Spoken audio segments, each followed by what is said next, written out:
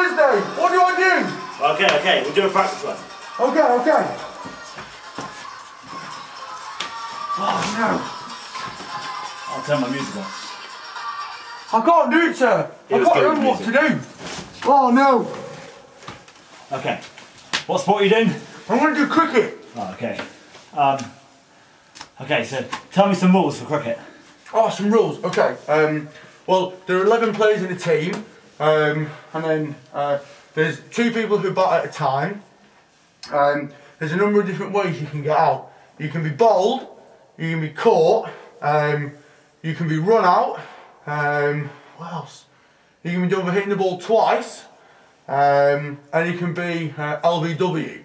And then another rule is that when you get out, there's an umpire, like the referee, the official, who stands at one end, and he has different hand signals. So when you're out, he puts one finger up, or when you hit the ball over the line and it bounces, that's 4 runs. So he signals it across, and if it goes over the line without bouncing, puts 2 hands up, and that's a 6.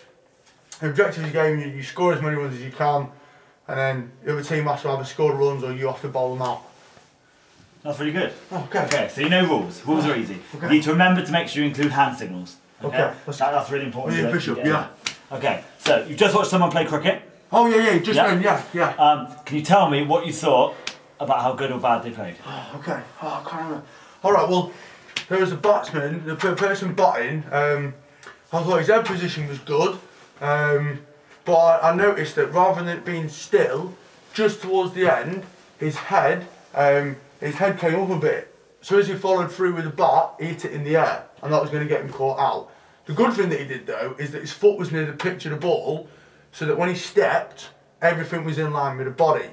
I thought that his back foot wasn't maybe as sad as it should be. It was a little bit square, so rather than playing the ball and hitting it side on, he was more square onto the ball, which might make you play across the line and hit to leg side, maybe miss the ball and you could get out. I'm trying to think, and then the bowlers are good, like fairly good line just outside off stump, but it was always too full, so he made the batsman hit the ball quite a lot of the time and was getting hit through cover to mid on, 4s quite a lot, and hitting probably singles and 2s.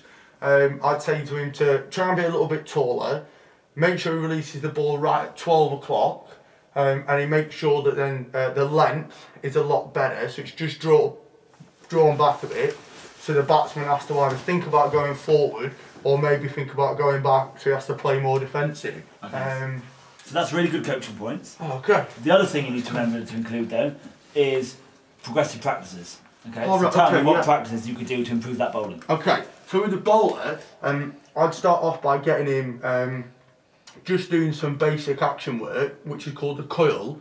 So no run up, I get him to stand on his back foot, with the ball up, get him into his bowling position, and then just push him through, probably 6 balls at a time, and put quite a large target area on about the length that I wanted him to bowl at.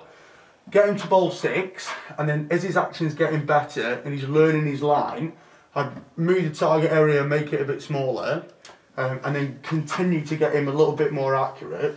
Once I've done that, I'd then maybe put a 1 step into it, so he's jumping into his action and then bowling through. As well as doing that, to maybe improve a little bit of core strength to keep him upright, is to use a TheraBand, like a stretchy plastic band, and then for him to do some side work for his obliques, to get him stood upright more and following through towards the target. And then once he's done that, build that into his full run up, so that he's running in, getting into his action, and then bowling and hitting that target, so he's getting used to it and can play. Excellent. Okay, so final bit. Okay.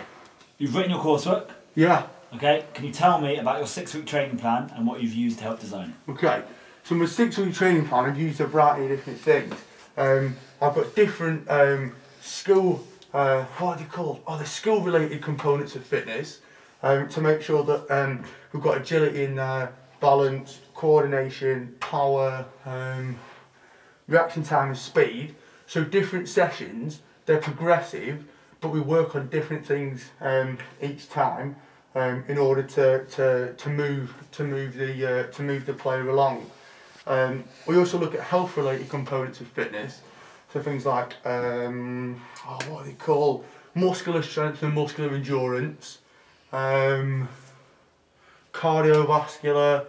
Which one is it? It's cardiovascular fitness. So again, we're working on things which are very specific to that individual and meeting the specific needs of the performer, and building in loads of things to challenge him and develop him and take him through his weaknesses in order to improve his overall performance. I use something which is called different types of training methods, again, and that was to make it specific to what he was doing. What are they? There's cross training, which we use, continuous training to work on stuff like fitness, circuit training, interval training, there's a couple of other ones, fartlek and weight. So there's different ones we use to work on specific things. For example, obviously we said fitness, strength, power and speed, those types of things. And then we've got these principles of training in, and again they were used for different things. So there was progressive overload, there was specificity, so it was specific to that individual.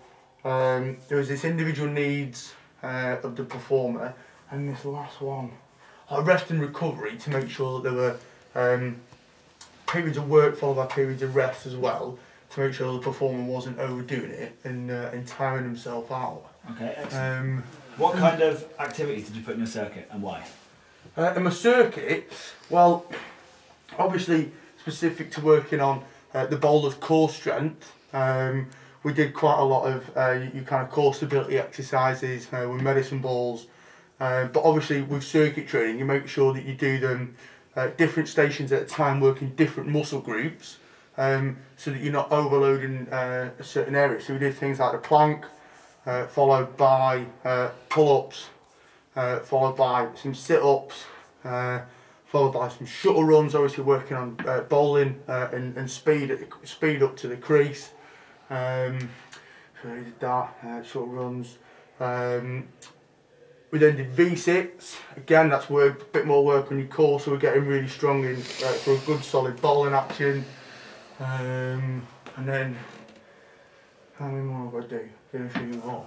So, it's getting there, it's getting there. Excellent. Okay, so if you answer like that on Thursday, okay, you'll get 20 out of 20. Oh, amazing. Oh, that's brilliant. Thanks very much, sir.